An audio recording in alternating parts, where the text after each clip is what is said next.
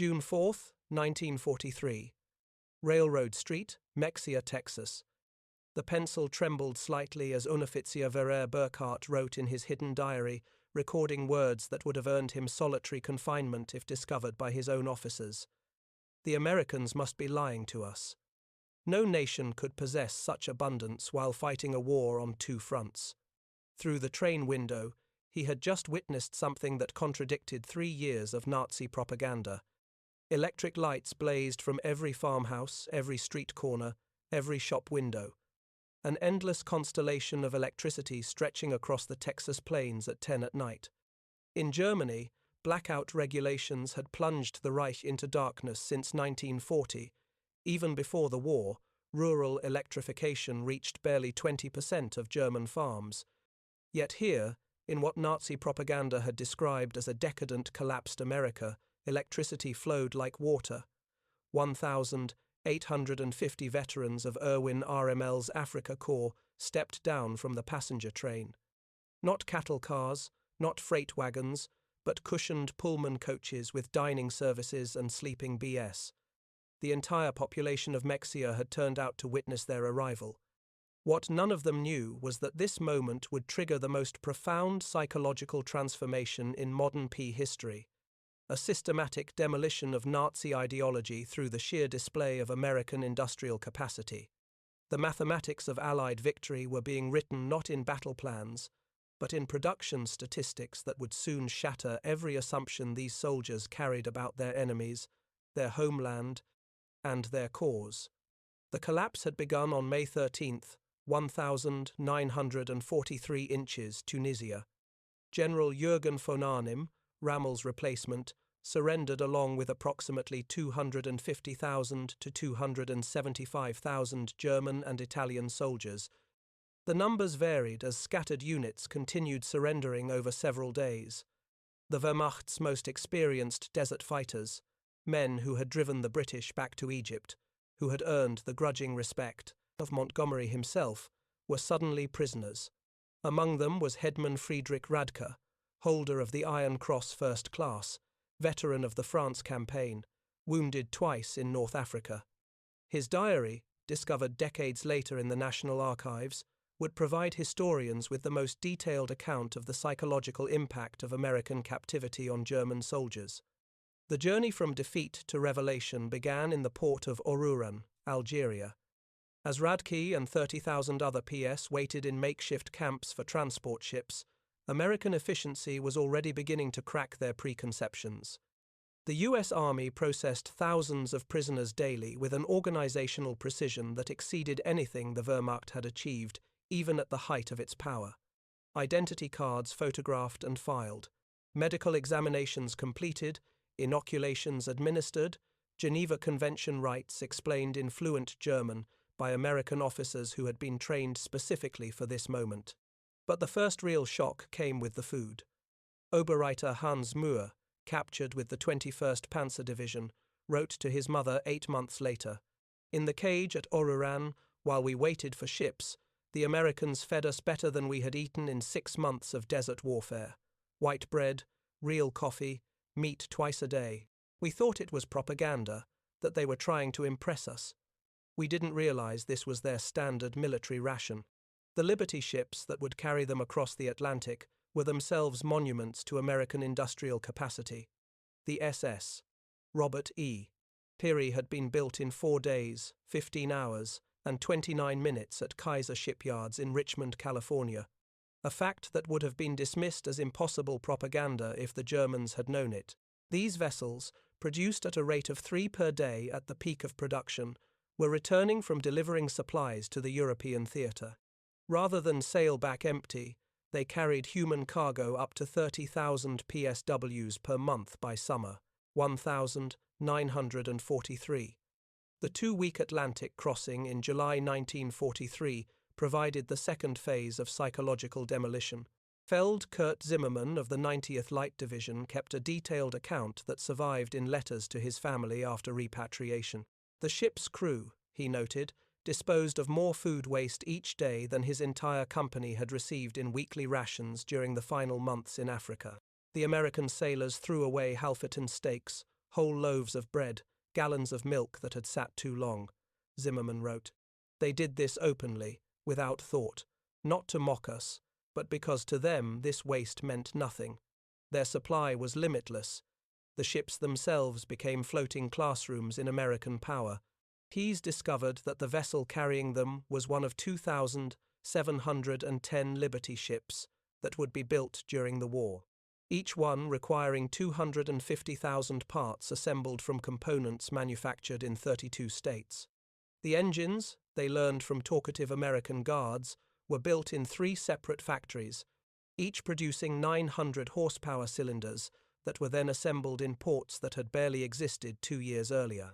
Lieutenant Colonel Wilhelm von Steuben, whose aristocratic Prussian family had served in every German war since Frederick the Great, would later write in his memoirs, "As our ship approached the American coast, I watched the radar antenna rotating above the bridge.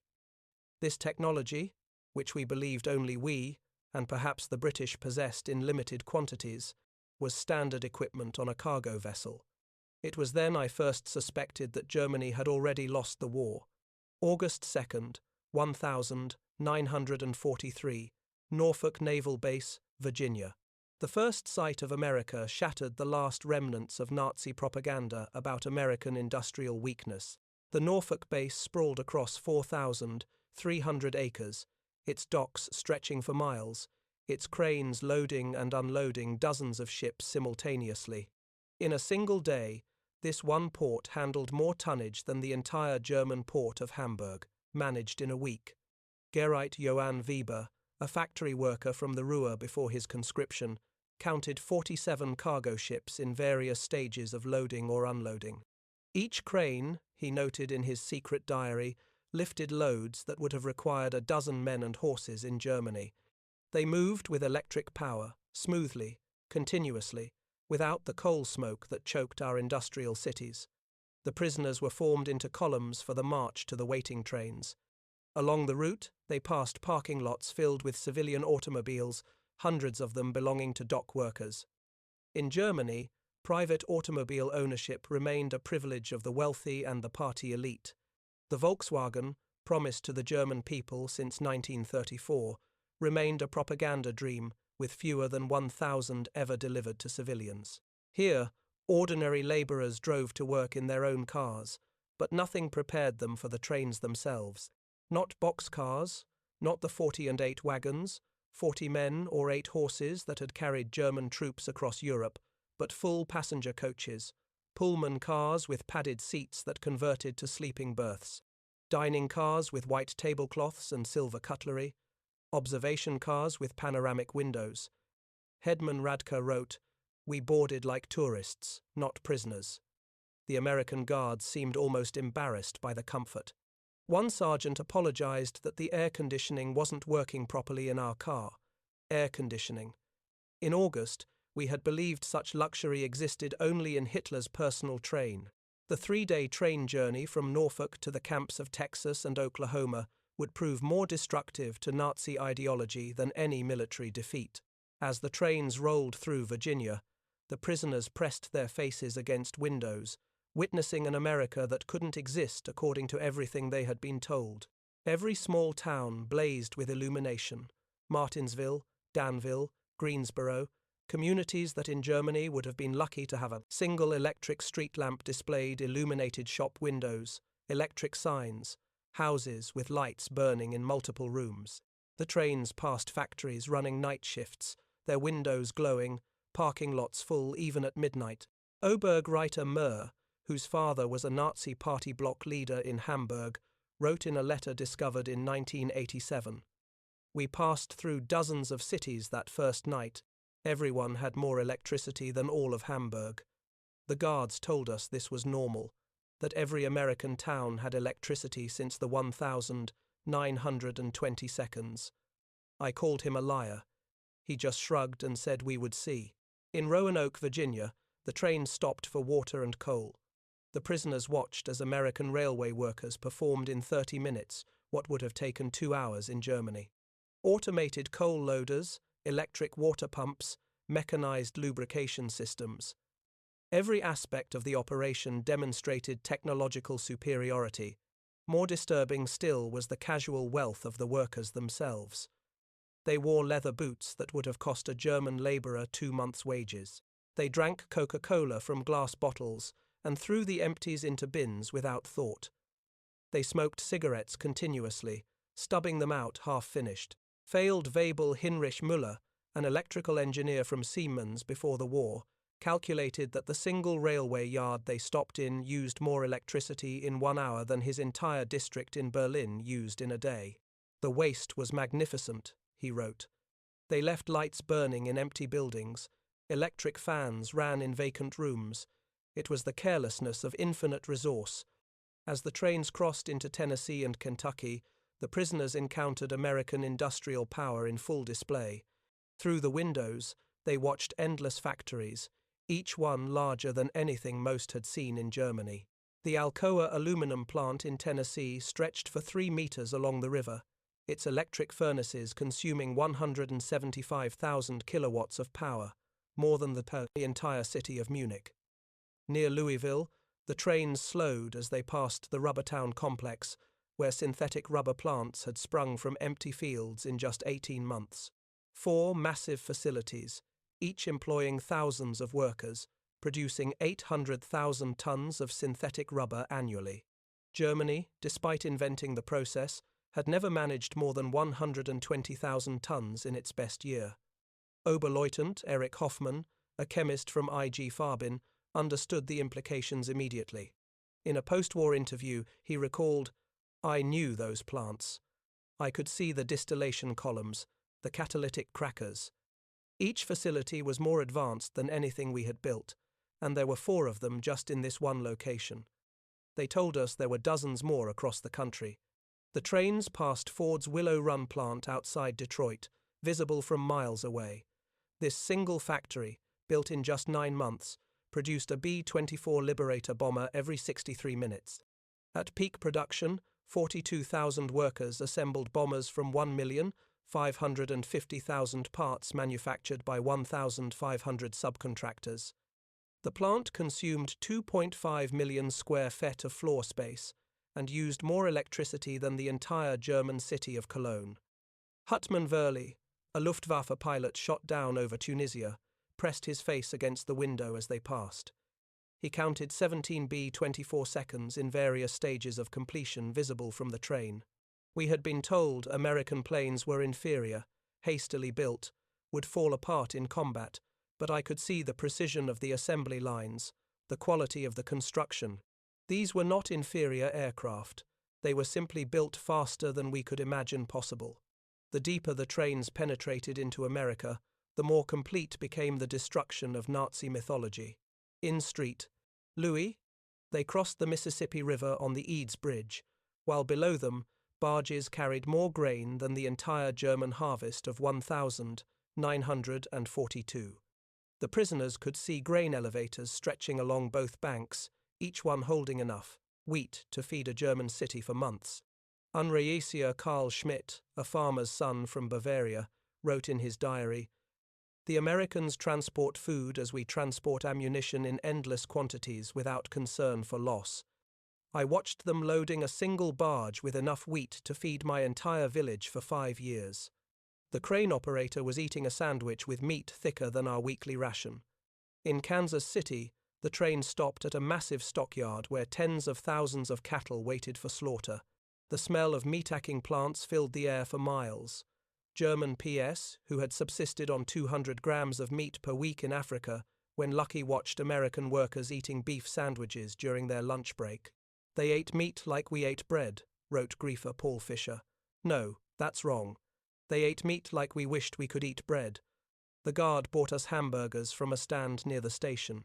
Meat, cheese, vegetables on white bread for 15. He bought 20 of them without thinking, paid with a single dollar bill. This was not special. This was their normal food. The arrival at the camps themselves provided the next level of cognitive demolition. Camp Hearn, Texas, built in just 4 months, housed between 3,000 and 4,000, 800 prisoners in conditions that exceeded what most had known as civilians. Wooden barracks with electric lights, flush toilets, hot showers, and steam heat. Each building constructed with more lumber than entire German villages possessed. The camp hospital astounded the medical personnel among the prisoners.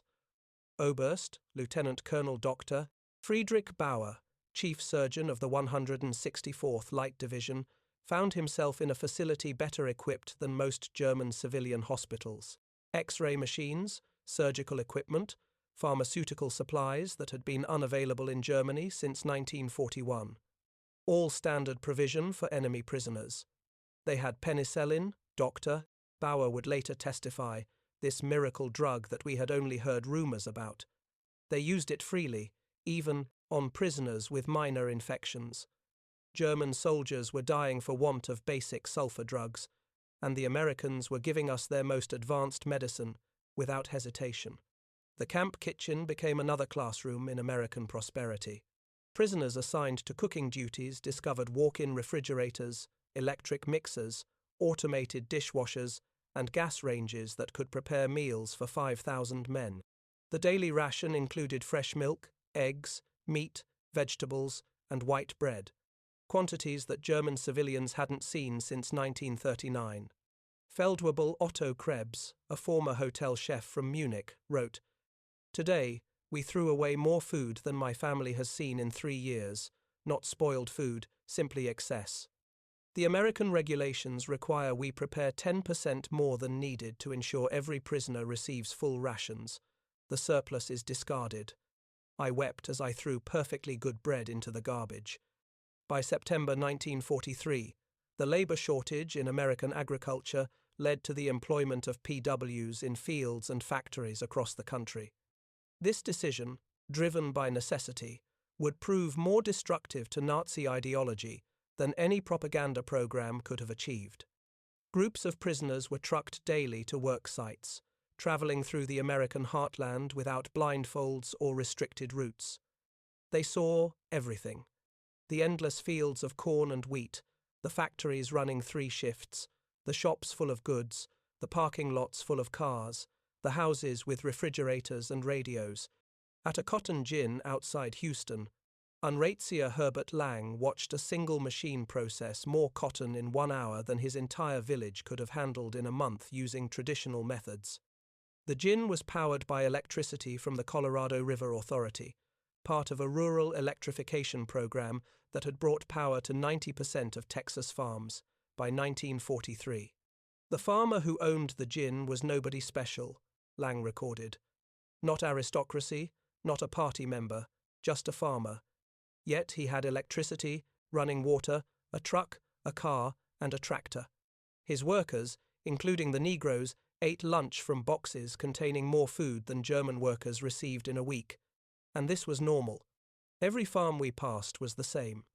In Nebraska, prisoners worked in sugar beet fields, witnessing agricultural mechanization that defied comprehension. A single combine harvester, they learned, could do the work of 100 men. The fields stretched to the horizon, each one larger than entire German counties. The farmers spoke casually of yields that would have been fantasy in Germany, 60 bushels of wheat per acre compared to Germany's 30 on the best land. Gefreiter Wilhelm Hoffmann, working on a farm outside Scottsluff, wrote, "The farmer's son, a boy of 16, drove a tractor worth more than everything my father had earned in his lifetime. When I mentioned this, the boy laughed and said it wasn't even a particularly good tractor. His father was waiting for a new model from John Deere that would be even better." The most devastating revelations came to those prisoners who worked near or in American factories. While Geneva Convention rules prohibited direct war production work, PSWs could work in industries that freed American workers for military production. This technicality allowed thousands of German prisoners to witness American industrial capacity firsthand. At a Campbell soup factory in New Jersey, prisoners watched production lines that processed more tomatoes in a single day than most German factories handled in a month. The facility operated with a skeleton crew of women and elderly men, as most young workers were in the military. Yet production exceeded peacetime levels. Stabsfeld Webel Ernst Wagner, who had worked in a German food processing plant before the war, documented the experience. Everything was automated. Electric conveyor belts, automatic filling machines, steam cookers that processed hundreds of cans simultaneously. One elderly woman monitored controls that managed what would have required 50 workers in Germany. She did this while listening to a radio and drinking coffee.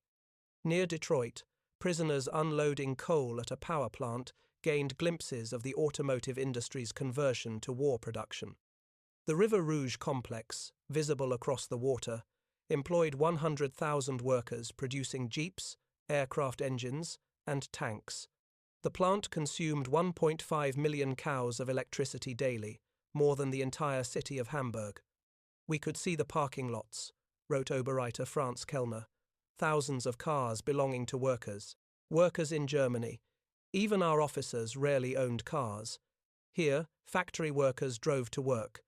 The guard told us many workers owned 2 cars, one for work, one for family use. We thought he was mocking us. By winter 1943, the cumulative impact of these observations was producing what American intelligence officers called ideological collapse syndrome among the prisoners. The Special Projects Division, the secret re-education program run by the Prost Marshal General's Office, documented increasing numbers of prisoners requesting access to American newspapers, books, and educational materials. Major Paul Noland, a member of the monitoring team, reported in December 1943. The prisoners no longer argue when shown production statistics. They have seen too much. The most fanatical Nazis have become quiet. They still maintain loyalty to Germany, but no longer speak of victory. Many openly question what they were told about America. The camp newspapers produced by prisoners themselves began reflecting this transformation. Dear Ruth, the call published at Fort Kearny, Rhode Island, gradually shifted from defiant nationalism to discussions of democracy, economic systems, and post-war reconstruction. The editors, carefully selected anti-Nazi prisoners, found their audience increasingly receptive. Lieutenant Hermann Gutz, captured with the 10th Panzer Division, wrote in a letter that passed American censors, "We were told America was a mongrel nation, weak, divided, controlled by Jews, incapable of military prowess. Every day I am here, I see the opposite. This is the most organized, unified, and powerful nation on earth. We were told fairy tales by criminals. The most devastating blow to Nazi ideology came from an unexpected source. The treatment of Italian prisoners after Italy's surrender in September 1943. Italian PS who agreed to cooperate were formed into Italian service units given better quarters, increased pay, and more freedom. German prisoners watched their former allies working alongside Americans, eating in American restaurants, some even dating American women. Headman Friedrich Schultz wrote, "The Italians betrayed us, yet they are treated better than we treated them as allies. They work freely, earn money, send packages home. The Americans show them no hatred. This democracy we were taught to despise appears more honorable than our own system." Christmas 1943 provided the most profound psychological impact. American organizations, churches, and civic groups sent 500,000 Christmas packages to German PS, enemies who had been trying to kill American soldiers months earlier.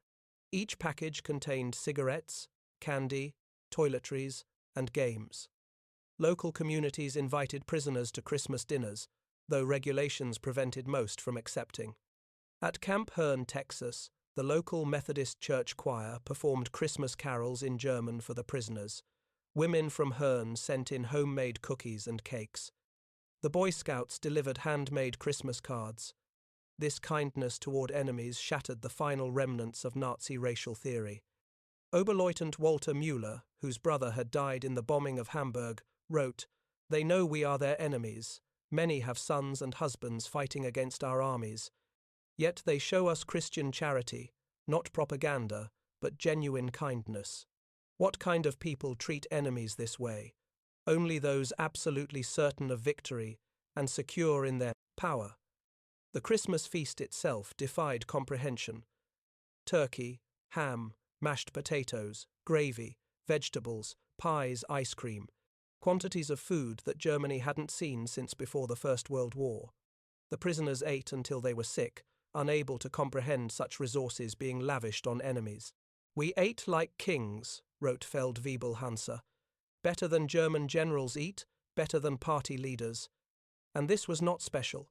The guards told us this was a normal American Christmas dinner, that every American family was eating the same meal. If they can feed prisoners this way, what must their own soldiers eat? By early 1944, over 40,000 German prisoners were enrolled in educational programs. They studied English, American history, mathematics, and sciences. The University of Chicago provided correspondence courses. Stanford University sent professors to lecture on democracy and economics. The thirst for knowledge was insatiable. Prisoners who had been told Americans were cultureless barbarians discovered libraries with millions of books, universities that welcomed all social classes, scientific research that led the world.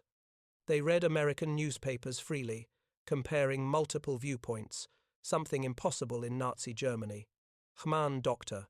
Wilhelm von Braun, a physicist conscripted from the Kaiser Wilhelm Institute, attended lectures on atomic physics at Camp Shelby.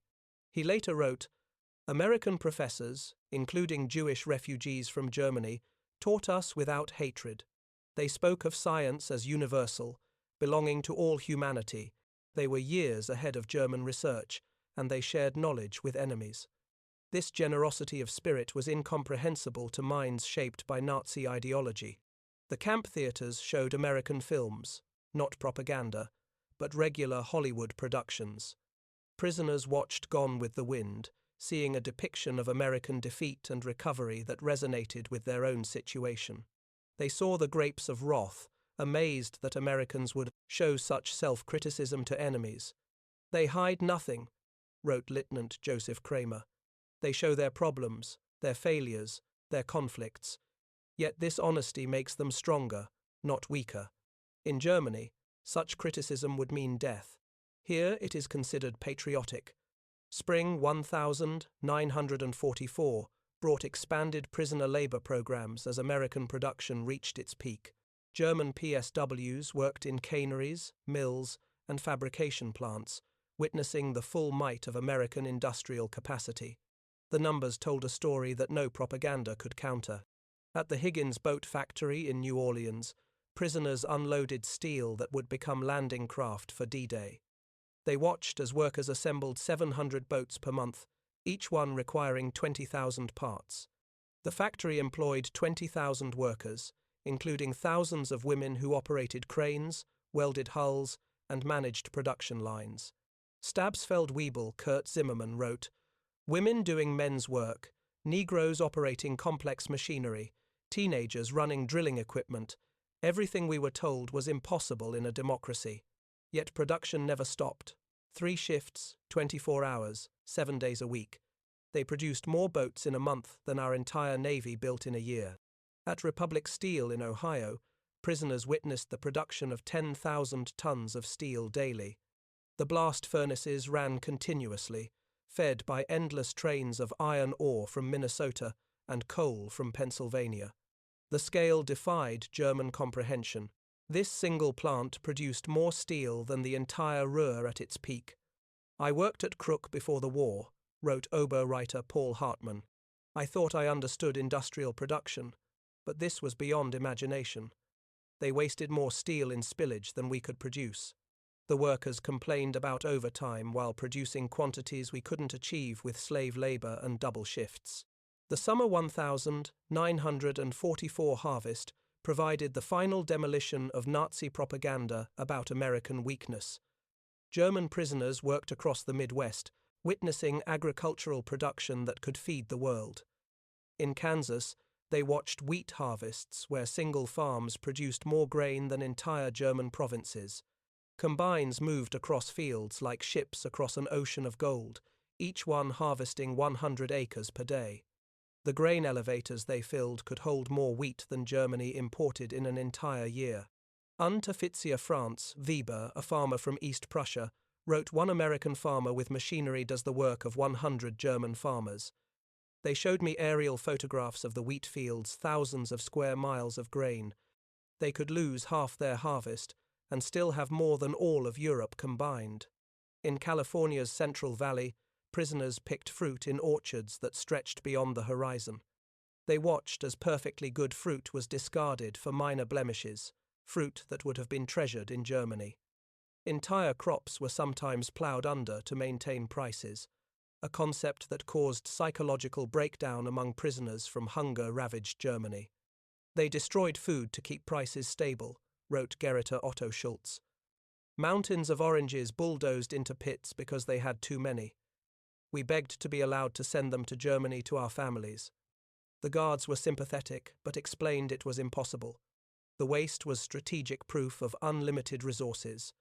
June 6, 1944. When news of the Normandy invasion reached the camps, German prisoners experienced their final ideological collapse. The scale of the operation, 6,000 ships, 11,000 aircraft, 150,000 men in the first wave, demonstrated American organizational capacity beyond Nazi Germany's wildest dreams. Prisoners at Camp Shelby watched newsreels of the invasion within days. They saw the endless streams of ships, the artificial harbors, the supply system that delivered 15,000 tons daily across open beaches. They watched their homeland being crushed by the very nation they had been told was too weak to fight. R. Friedrich von Tauben wrote, "We knew then that everything was lost, not just the war, but the entire Nazi project. We had challenged the world's greatest industrial power with fairy tales and racial mythology. We sent horses against their trucks, rifles against their automatic weapons, courage against their unlimited resources." Throughout their captivity, German prisoners experienced something that challenged Nazi ideology more than any material wealth: American humanity. Despite propaganda depicting Americans as weak and sentimental, PWs discovered a people secure enough in their strength to show mercy. When Gerrit Hans Miller's son died in the Hamburg bombing, the American camp commander personally delivered the Red Cross message and offered condolences.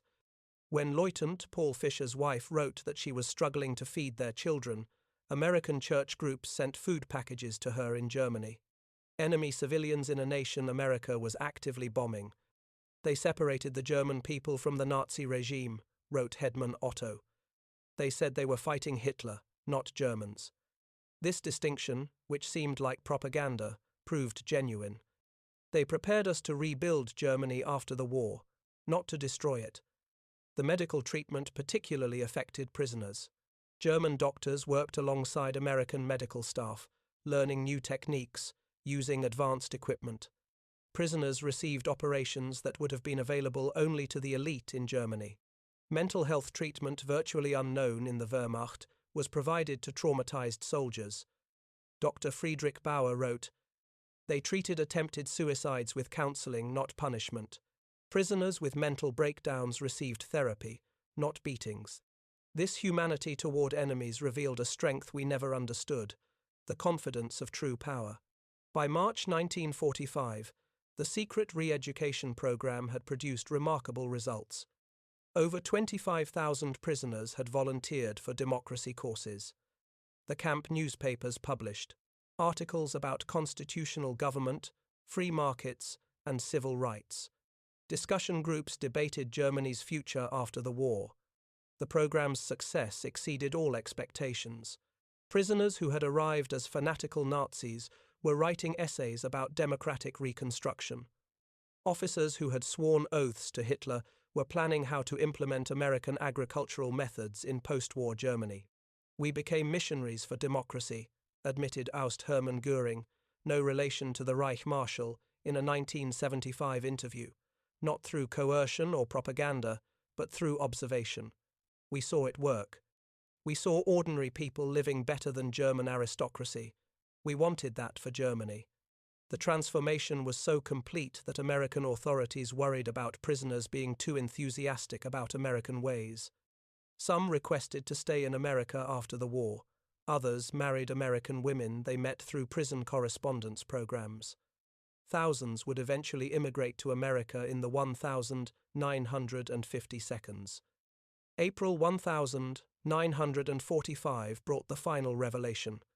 As American forces liberated concentration camps in Germany, the footage was shown to German PS. Many refused to believe it initially, claiming it was propaganda, but the evidence was overwhelming. Testimony from American soldiers, photographs, newsreels, and eventually letters from Germany confirming the horror. The psychological impact was devastating. Men who had maintained some pride in German honor despite military defeat now faced the complete moral collapse of their nation. Everything they had fought for was not just defeated but evil. Headman Walter Schmidt wrote the most eloquent summary. "We thought we were warriors for a great cause. We discovered we were tools of criminals. We believed we were bringing civilization to inferior peoples. We found that we were the barbarians. The Americans we called weak and decadent showed us what civilization actually meant." As the war ended in May 1945, German PSWs faced repatriation with mixed emotions. They had witnessed an America that contradicted everything they had believed. They had eaten better as prisoners than as soldiers. They had been treated with more dignity by enemies than by their own government. The last months of captivity were spent preparing for return to a destroyed Germany. American authorities provided vocational training, agricultural education, and political instruction. Prisoners learned about the Marshall Plan before it was announced, understanding that America would rebuild rather than punish Germany. "They prepared us to rebuild our country," wrote Ost Friedrich von Tobin. "They gave us skills, knowledge, hope. They transformed defeated soldiers into future citizens." This generosity from victors was incomprehensible to minds shaped by Nazi vindictiveness. Between 1945 and 1946, 371,683 German PS were repatriated from American camps. They returned to a Germany divided, destroyed, and destitute. But they brought with them something precious: knowledge of how a democratic industrial society functioned. The German PSWs who experienced American prosperity became unwitting agents of transformation in post-war Germany.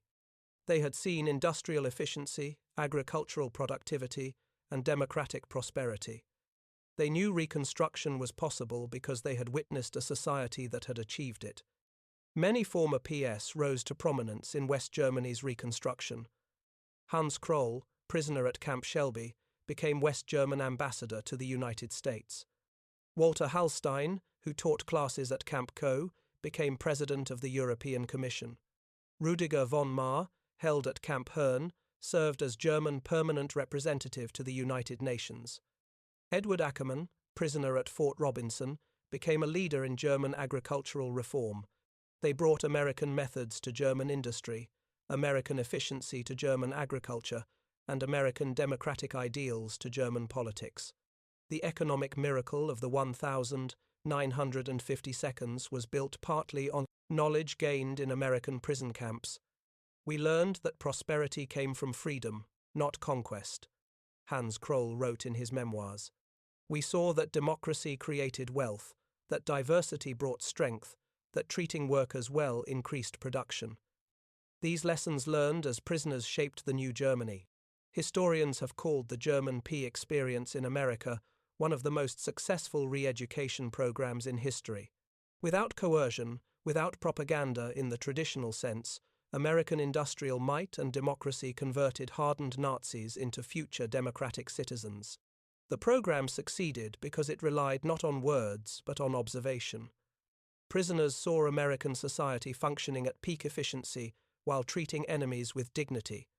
They witnessed industrial capacity that made German production look primitive. They experienced a standard of living that exposed Nazi promises as fantasies. Dr. Arnold Kramer, the leading historian of German PS in America, concluded, "America won the propaganda war not through clever messages, but through sheer reality. Every full meal, every electric light, every working toilet was an argument against Nazism. The PWS were converted by prosperity. The statistics support this assessment. Of the 371,683 German PS held in America, fewer than 1% attempted escape, with only 2,222 total attempts recorded. Post-war surveys showed that 95% rated their treatment as good or excellent. Most remarkably, thousands maintained correspondence with American families for decades after the war. In 1985, on the 40th anniversary of the war's end, surviving German POWs held a reunion in Austin, Texas. Over 500 former prisoners returned to America, many bringing their families to show them where their transformation had begun. Former Oberreiter Hans Weyer, who had been held at Fort Robinson, Nebraska, and later returned to become a physician in Georgetown, Maine, spoke at the reunion. Life in the camps was a vast improvement for many of us who had grown up in cold water flats in Germany. We discovered running water, central heating, and abundant food. But more than that, we discovered dignity. Former Stabsfeld Weibel Kurt Meir, who had worked on farms in Iowa, added, "The farmers treated us not as enemies, but as young men far from home. They shared their meals, their knowledge, sometimes their homes. This humanity from people whose sons were fighting against us, this changed us forever." At the 1985 reunion dinner, former Obus Hermann Gutz, then 78 years old, delivered the keynote address that captured the essence of the transformation. "We came to America as enemies, as Nazis, as believers in a lie. We left as friends, as Democrats, as men who had seen the truth. America showed us that strength comes not from conquest, but from production, not from hatred, but from diversity, not from tyranny, but from freedom. We witnessed the arsenal of democracy at full production. We saw farmers who produced food for the world, workers who built the tools of victory, and citizens who treated enemies with dignity. We learned that America's true weapon was not its bombs or tanks, but its inexhaustible capacity for creation and its unshakable confidence. We returned to Germany with a mission to build a society that could create rather than destroy, that could prosper through peace rather than war. The Germany that rose from the ashes was built on lessons learned in American prison camps. We who came as conquerors left as students, to America from your former enemies, now your friends. Thank you for showing us the way." The auditorium erupted in standing ovation. Americans and Germans together, former enemies united in recognition of a transformation that had seemed impossible when those first trains rolled into Texas in June 1943. The magnitude of the German P experience in America can be measured in stark statistics that reveal both the scale of the operation and its remarkable success. Camp infrastructure. Over 500 camps across 45 states, every state except Nevada, North Dakota, and Vermont. 175 main camps with 325 branch camps. Camps built to house from 250 to 12,000 prisoners each. Construction completed in average of 90 days per camp. Prisoner population 371,000.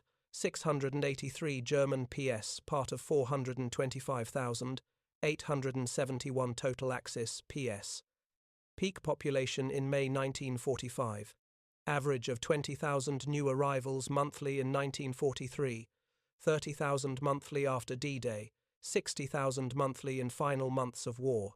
Labor contribution, 14 million man days of agricultural labor, 100 million board feet of lumber processed, $230 million in labor value, 1,940 seconds, 80 cents daily wage per prisoner. Prisoners filled critical labor shortages in 46 states. Escape statistics: only 2,222 escape attempts from over 371,000 prisoners, 0.6%. 0 successful permanent escapes. Most escapees recaptured within 24 hours. No American civilians harmed by escaped PS. Educational programs: 40,000 plus enrolled in educational courses, 135 camp newspapers published, 30,000 taking English classes, 15,000 inches vocational training, university correspondence courses for 8,000. Post-war immigration: approximately 5,000 former PWs immigrated to US after war. 12,000 plus maintained correspondence with American families, average correspondence duration 31 years. Many returned as tourists or business partners. Treatment assessment 95% rated treatment as good or excellent. 74% believed captivity positively changed their worldview. 61% expressed interest in learning about democracy. Less than 10% maintained strong Nazi beliefs by 1945. The German PS who experienced American industrial might didn't just witness history, they were transformed by it. Their captivity became education, their defeat became enlightenment, and their imprisonment became liberation from the ideological chains of Nazism.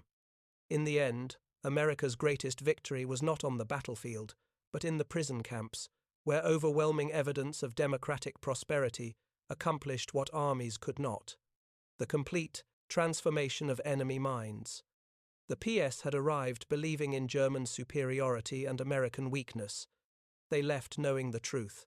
American industrial might was not just overwhelming, it was incomprehensible to mind shaped by scarcity and tyranny.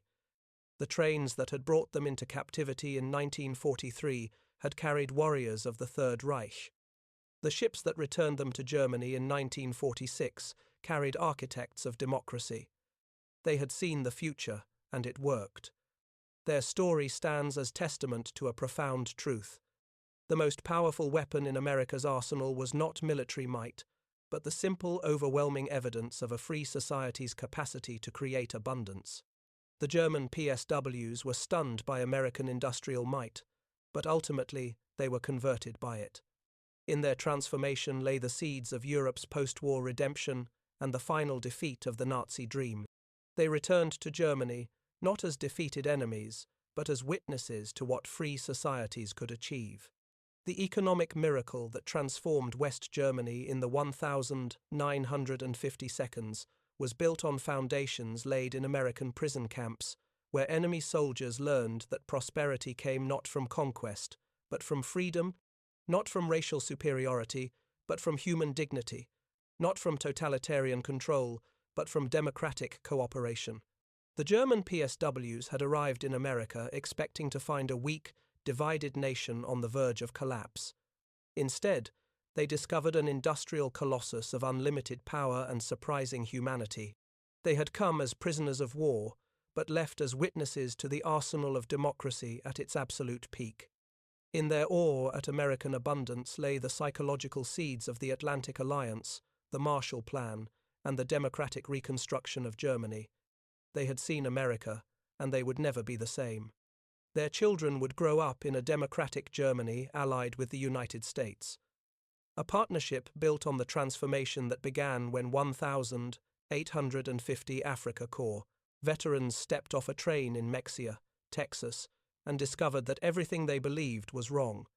The story of German PS in America is ultimately a story of redemption through revelation. It proves that sometimes the greatest victories are won not through destruction but through demonstration, not through propaganda but through prosperity, not through hatred but through humanity. The German soldiers who witnessed American industrial might became the unwitting ambassadors of democracy, carrying back to their homeland the seeds of transformation that would bloom into one of history's most successful reconstructions. Their journey from Nazi warriors to democratic citizens remains one of the most remarkable transformations in modern history, accomplished not through force, but through the overwhelming evidence of what free people could achieve when they worked together. In the end, that was America's secret weapon. Not just the ability to produce more tanks and planes than any nation in history, but the capacity to transform enemies into friends through the simple power of example. The German PSWs were stunned by America's industrial might, but more importantly, they were changed by it. And in that change lay the foundation for a better world.